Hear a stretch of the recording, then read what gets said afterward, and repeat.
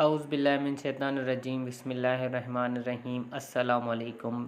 Welcome to the my channel. आज की इस वीडियो में हम बात करेंगे यूनिट 4 एक्सरसाइज 4.7 क्लास 9 की जो न्यू अपडेट बुक आई है उसके क्वेश्चंस में। तो इसका जो क्वेश्चन नंबर 2 है, हम यहाँ से हमारी जो एक्सरसाइज है वो शुरू करते हैं। सबसे पहले हमारे क्वेश्चन नंबर 2 में देखें कि हमें मालूम क्या करना है। तो फॉर वाट वैल्यू ऑफ के, तो सिंपली हमें के की वैल्यू फाइंड करनी है। -2 is a factor of the polynomial. अब यहाँ पे जो -2 है इस पोलिनोमियल्स का क्या है, फैक्टर है। मतलब कि ये जो पोलिनोमियल्स है इसको -2 कंप्लीट डिवाइड करता है। जब यहाँ पे हम के की वैल्यू रखेंगे तो सिंपली ये जो वैल्यूज़ है इसका रिमाइंडर क्या हमें मिल जाएगा, 0। तो इसको हम किस तरीके से सॉल्व करेंगे, तो यहाँ पे हमारे पास सिंपली सिंथेटिक डिवीजन है, तो हम इसको सिंथेटिक डिवीजन में कर सकते हैं। तो सिंथेटिक डिवीजन में हमें जो x यहाँ पे फैक्टर मिला हुआ है इसको हम x लेते हैं, तो मतलब x इज इक्वल टू क्या हो जाएगा, -2। तो यहाँ पे हमारे पास जो -2 है वो मल्टीप्लायर है। अब उसके बाद इस रो में हम इसके जो भी पोलिनोमियल्स के कोफिशिएंट है वो हम रखेंगे, जिसकी जो साइन होगी उस कोफिशिएंट के साथ वो हम साइन भी रखते जाएंगे। तो यहाँ पे x³ का कोफिशिएंट देखिए तो 1 है, 1 हमने सेम रखा, और उसके बाद x² का कोफिशिएंट वो भी 1 है। तो उसके बाद x का कोफिशिएंट वो -14 है, वो -14 रखा, और कांस्टेंट जो हमें मिला हुआ है वो क्या है, -k। तो अब उसके बाद सिंपली जो हमें यहाँ पे हमेशा जो फर्स्ट वैल्यू होगी उसको हम एज इट इज़ यहाँ पे उतार देंगे। अब उसके बाद ये जो हमने फर्स्ट वैल्यू यहाँ पे एज इट इज़ लिखी है इसको हम जो मल्टीप्लायर है हमारा जो फैक्टर उसके साथ मल्टीप्लाई करेंगे। तो जैसे ही हम -2 को इस वैल्यू 1 के साथ मल्टीप्लाई करेंगे तो हमें जो आंसर मिलेगा -2 वो हम जो x² का कोफिशिएंट होगा उसके साथ क्या करेंगे, प्लस करेंगे। तो इस वजह से हम जो इसका आंसर है वो रखेंगे भी x² के कॉलम में। तो यहाँ पे सिंपली देखें तो x² का कॉलम क्या है हमारे पास, ये तो यहाँ पे ये 1 और 1 के नीचे हमने इसका आंसर रखा जो कि -2 आया। अब सिंपली हम पहले इनको प्लस करेंगे, तो इनका प्लस हमारे पास क्या आ जाएगा, 1 को हम -2 में प्लस करेंगे तो -1 आ जाएगा। अब सिंपली ये जो हमारे पास आंसर है इसको हम अगेन जो फैक्टर है इसके साथ मल्टीप्लाई करेंगे तो माइनस इंटू माइनस प्लस हो जाएगा, और 2 को हम 1 से मल्टीप्लाई करेंगे 2 आएगा, और इसका जो आंसर आएगा वो हम x का जो कोफिशिएंट है उसके कॉलम में रखेंगे। तो जैसे ही हमने यहाँ पे ये 2 जो आंसर रखा इसको हम प्लस करेंगे। अब तो प्लस में हमारे पास जो -14 और +2 का आंसर आएगा वो आएगा -12।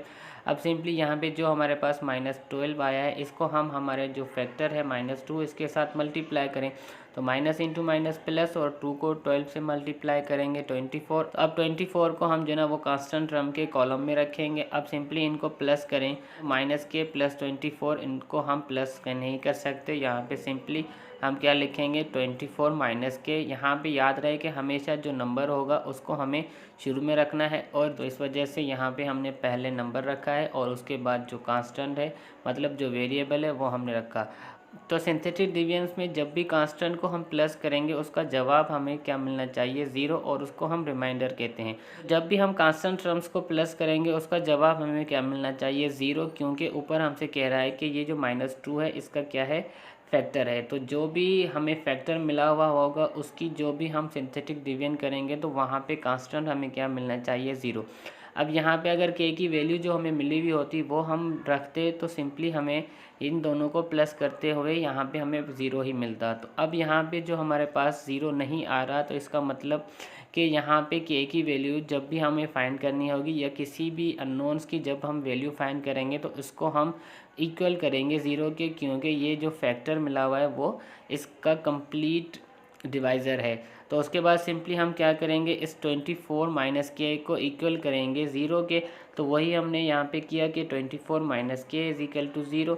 अब ये माइनस का जो k है इस तरफ आके प्लस हो जाएगा, और 24 = k, तो k की वैल्यू हमें क्या मिल जाएगी, 24। तो सिंपली यहाँ पे देखिए जब k की जगह यहाँ पे 24 होता तो माइनस का 24 और प्लस का 24, इसको जब हम प्लस करते तो यहाँ पे 0 ही आ जाता। इसका मतलब कि हमारे पास ये जो फैक्टर है वो इस इक्वेशन का कंप्लीट डिवाइज़र है, और जब हम k की वैल्यू निकाल रहे हैं तो इसको हम वेरीफाई भी कर रहे हैं सिंपली कि जब हम यहाँ पे वैल्यू रख रहे हैं तो उसका जवाब भी हमें क्या मिल रहा है, 0।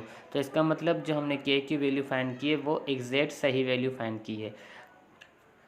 अब क्वेश्चन नंबर 3 देखें, for what value of m। तो अब यहाँ पे हमें m की वैल्यू को फाइंड करना है।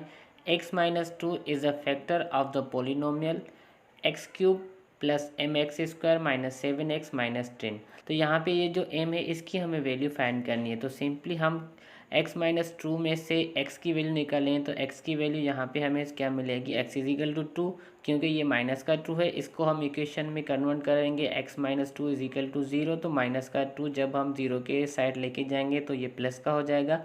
तो x की वैल्यू हमें यहाँ पे 2 मिलेगी। तो इसका मतलब जो हमें मल्टीप्लायर मिल रहा है वो कितना मिल रहा है, 2।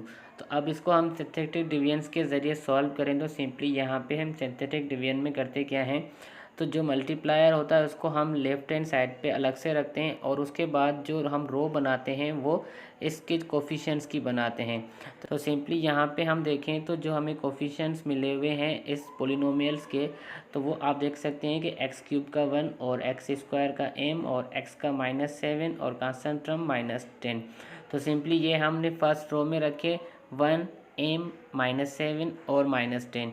तो अब उसके बाद आपको जैसे कि पता है कि फ़र्स्ट वैल्यू जो होती है उसको हम एज इट इज़ यहाँ पे नीचे रखते हैं, तो इसलिए यहाँ पे 1 को हमने सेम रखा है। अब इस फर्स्ट वैल्यू को हम मल्टीप्लायर जो हमारा है उसके साथ मल्टीप्लाई करेंगे, तो 2 को 1 से मल्टीप्लाई करेंगे, 2 आंसर आएगा। और उस 2 को हम जो एक्स स्क्वायर का कॉलम है उसके साथ रखेंगे और एक्स स्क्वायर के कोफिशिएंट के साथ प्लस करेंगे।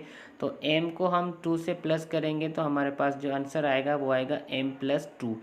अब सिंपली यहाँ पे जो m+2 आया इसको हम मल्टीप्लायर 2 के साथ मल्टीप्लाई करें तो 2 मल्टीप्लाई m 2m आ जाएगा। और उसके बाद 2 को हम +2 से मल्टीप्लाई करेंगे +4, उसको हम जो x का कॉलम है उसके साथ रखेंगे। तो x का कॉलम हमारे पास क्या है, -7। तो -7 के साथ जैसे ही हम ये जो आंसर निकाल के हैं 2m+4 इसको प्लस करेंगे तो यहाँ पे जो m वाली टर्म है उसको हम सेम रखेंगे। अब ये -7 और +4 इसको हम प्लस करेंगे तो हमारे पास वैल्यू क्या आएगी, -3। अब सेम इस आंसर्स के साथ हम क्या करेंगे, जो मल्टीप्लायर है उसको मल्टीप्लाई करेंगे। तो 2 को हम 2m के साथ मल्टीप्लाई करेंगे 4m आ जाएगा। और उसके बाद 2 को हम -3 के साथ मल्टीप्लाई करेंगे -6। अब ये जो 4m और -6 इसका आंसर है उसको हम कांस्टेंट टर्म के कॉलम के साथ रखेंगे। तो कांस्टेंट टर्म हमारे पास -10 है, उस कॉलम के साथ हमने 4m -6 को रखा। अब सिंपली इनको प्लस करें तो 4m जो यहाँ पे हमारे पास सेम आ जाएगा। अब -10 को -6 में प्लस करेंगे -16। जैसा कि हमें पता है कि ये इस x-2 क्या है, इसका फैक्टर है। तो x-2 जब इसका फैक्टर होगा तो जब हम यहाँ पे m की वैल्यू निकालेंगे और उसको जब हम यहाँ पे पुट करेंगे तो इसकी जब हम प्लस करेंगे तो कांस्टेंट टर्म्स की प्लस हमारे पास 0 आनी चाहिए। तो यहाँ पे ये जो हमारे पास आंसर आया इसको हम 0 के इक्वेटिंग लेके m की वैल्यू को निकाल सकते हैं। तो सिंपली तभी यहाँ पे हम ये एक लाइन लिखेंगे कि x-2 is a factor of p of x, then remainder should be 0, that is remainder is equal to 0। 4m -16 is equal to 0। तो यहाँ पे ये माइनस का 16 है, इसको हम लेफ्ट हैंड साइड पे, तो यहाँ पे ये माइनस का 16 है, इसको हम राइट हैंड साइड पे लेके आएंगे तो 4m इज इक्वल टू 16 हो जाएगा। अब m के साथ 4 मल्टीप्लाई हो रहा है तो इस तरफ आके डिवाइड होगा। तो m की वैल्यू हमें क्या मिलेगी, 16/4। अब 4 की टेबल 16 को 4 टाइम लगती है तो m इज इक्वल टू 4। अब इसको वेरीफाई भी करना चाहें तो सिंपली क्या करेंगे, जब हम m की जगह 4 रखेंगे मतलब 4 × 4 16 और 16 - 16 0, तो हमारे पास ये जो x-2 है ये इस इक्वेशंस का फैक्टर है। m की वैल्यू जब हम निकाल के यहाँ पे पुट कर रहे हैं तो हमारे पास एग्जैक्टली जो रिमाइंडर है वो 0 बन रहा है। तो इसका मतलब ये जो हमने m की वैल्यू निकाली है वो क्या है, सही है। अब हम इसका जो क्वेश्चन नंबर 4 है इसको सॉल्व करते हैं। तो क्वेश्चन नंबर 4 में भी सिंपली हम देख सकते हैं कि हमें जो m की वैल्यू है उसको फाइंड करने के लिए कह रहा है और जो फैक्टर मिला हुआ है वो हमें x+2 मिला हुआ है। अब इस पोलिनोमियल्स में हम m की वैल्यू को फाइंड करेंगे। अब जो मल्टीप्लायर है वो हम x+2 से हासिल करेंगे, तो x+2 को इक्वल करेंगे हम 0 के। तो यहाँ पे ये प्लस का 2 है, 0 के साथ इस तरफ आके माइनस हो जाए, तो हमारे पास जो x की वैल्यू मिल जाएगी वो -2। अब हम -2 जो हमारा मल्टीप्लायर होगा उसको हम इस इक्वेशंस में जो कोफिशिएंट्स हैं इसके साथ हम मल्टीप्लाई और प्लस माइनस करेंगे तो हमें जो m की वैल्यू है वो रिमाइंडर में इक्वेशंस बन के मिल जाएगी। तो अब सिंपली जहाँ पे देखें तो x³ का जो कोफिशिएंट है 4 और x² का कोफिशिएंट -7 और x का कोफिशिएंट 6 और कांस्टेंट टर्म जो हमारे पास है वो -3m। तो अब यहाँ पे सिंपली हम फर्स्ट वैल्यू को तो एज इट इज़ रखते हैं, तो वही हमने सेम 4 को यहाँ पे एज इट इज़ रखा। अब 4 और मल्टीप्लायर 2 जो है ना, इसको मल्टीप्लाई करें तो -2 और 4 को मल्टीप्लाई करेंगे -8। इसको हम एक्स स्क्वायर के कॉलम के साथ रखेंगे तो यहाँ पे -7 एक्स स्क्वायर का कॉलम है। -7 को हम -8 में प्लस करेंगे तो हमारे पास आंसर क्या आएगा, -15। अब ये -15 जो है ना, अब हम -2 के साथ मल्टीप्लाई करेंगे तो माइनस इंटू माइनस प्लस, और 2 को 15 से मल्टीप्लाई करेंगे 30। तो सिंपली 6 और 30 को हम प्लस करेंगे तो हमारे पास जो आंसर आएगा वो 36। अब 36 जो भी आंसर है, इसको हम अगेन जो मल्टीप्लायर है इसके साथ मल्टीप्लाई करेंगे तो -2 को 36 से मल्टीप्लाई करेंगे -72, और इसको अब हम कांस्टेंट टर्म के साथ प्लस करें तो -3m और -72 इसको हम प्लस करेंगे तो यहाँ पे जो नंबर है इसको हम फर्स्ट में रखेंगे, और जो हमारे पास m की वैल्यू है उसको हम लास्ट में रखेंगे। तो ये दोनों माइनस के हैं, इसलिए हम लिखा भी इस तरीके से कि -72 -3m = r। तो जैसा कि आपको पता है कि ये m की वैल्यू जब हम निकालेंगे तो हमें जो रिमाइंडर मिलेगा वो 0 मिलेगा, क्योंकि ये जो फैक्टर मिला हुआ है वो इसका कंप्लीट डिवाइज़र है। तो इस वजह से यहाँ पे हम जो ये हमें रिमाइंडर में वैल्यू मिली है इसको हम 0 के इक्वेटिंग में रखेंगे। तो सिंपली यहाँ पे हमने -72 -3m को 0 के बराबर लिया। अब ये माइनस का 3m हम सेम यहीं पे रख रहे हैं। -72 जो है ना, इसको हमने राइट हैंड साइड पे लिया तो ये पॉजिटिव में हो जाएगा। -3m = 72। अब ये जो -3 है वो m के साथ मल्टीप्लाई हो रहा है, तो -3 m के साथ मल्टीप्लाई में है, इस तरफ आके 72 से डिवाइड होगा तो m = 72/-3। अब उसके बाद -3 और 72 इसको हम सिंप्लीफाई करेंगे तो 3 की टेबल 72 पे 24 टाइम लगेगी, और ये माइनस है तो इसलिए यहाँ पे m की वैल्यू हमें क्या मिलेगी, -24। तो जैसे ही हम -24 को m की जगह रखेंगे तो माइनस इंटू माइनस प्लस, और 3 को 24 से मल्टीप्लाई करेंगे तो 72। तो ये प्लस का 72 और ये माइनस का 72, जब हम इसको प्लस करेंगे तो ये 0 हो जाएगा। इसका मतलब ये जो हमारे पास रिमाइंडर है वो 0 बन रहा है। तो हमने जो m की वैल्यू निकाली है वो -24 एग्जैक्टली सही निकाली है। तो यहाँ पे एक और बात याद रख रहे हैं कि ये जो -3 है ये 3 की साइन है, ये ऑपरेशन नहीं है। 3 का जो ऑपरेशन है वो m के साथ मल्टीप्लाई में है। हम जब भी यहाँ पे इसकी साइड चेंज करते हैं वो ऑपरेशंस की करते हैं। तो -3 क्या है, इसकी साइन है।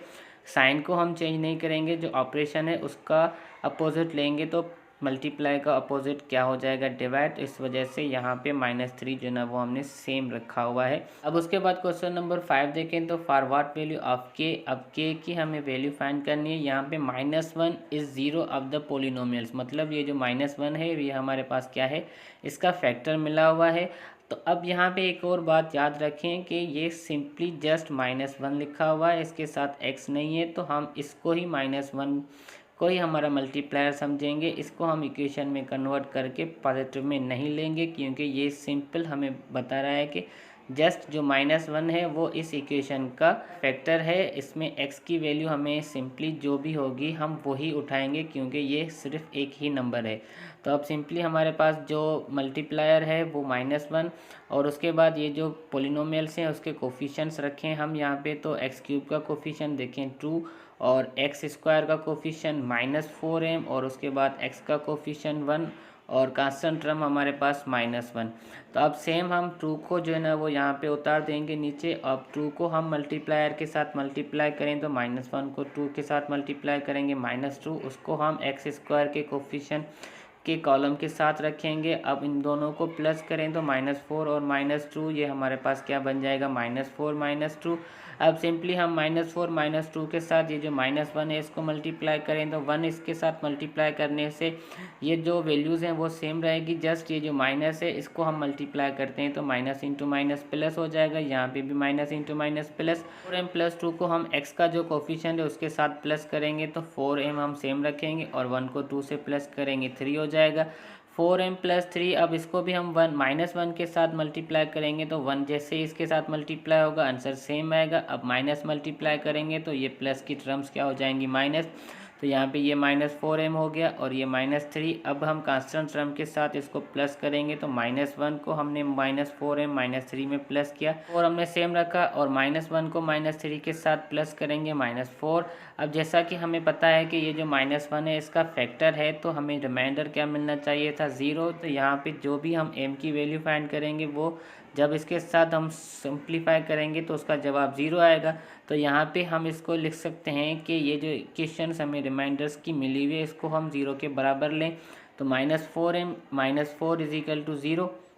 तो -4 को हम राइट हैंड साइड पे लेके आएंगे, ये प्लस का हो जाएगा। अब -4m = 4, -4 जो है ना वो m के साथ मल्टीप्लाई हो रहा है, तो इस तरफ आके 4 से डिवाइड होगा। 4 की टेबल से इसको हम सिंप्लीफाई करें तो ये 4 की टेबल इस पर 1 टाइम लगेगी, और माइनस यहाँ पे हम इसके साथ रखेंगे तो m = हमें क्या मिल जाएगा, -1। तो जैसे ही हम ये जो m -1 है इसको हम इस इक्वेशन में पुट करेंगे तो हमारे पास +4 आंसर आ जाएगा, और +4 -4 ये 0 हो जाएगा। तो हम कह सकते हैं कि जो हमने ये फैक्टर्स निकाला है m का वो एग्जैक्ट सही निकाला है। तो यहाँ पे जो आपकी एक्सरसाइज है इसके तमाम तर क्वेश्चन जो है वो कंप्लीट होते हैं। उम्मीद करते हैं आपको ये एक्सरसाइज के तमाम क्वेश्चन समझ में आए होंगे। मिलते हैं एक और नई वीडियो में, तब तक के लिए अपना ख्याल रखें, और अगर चैनल पे न्यू है तो चैनल को सब्सक्राइब करें ताकि 9th और मैट्रिक के हवाले से जितनी भी हम मैथमेटिक्स की वीडियोस बनाते जाएं उनका नोटिफिकेशंस आप तक पहुंचता रहे।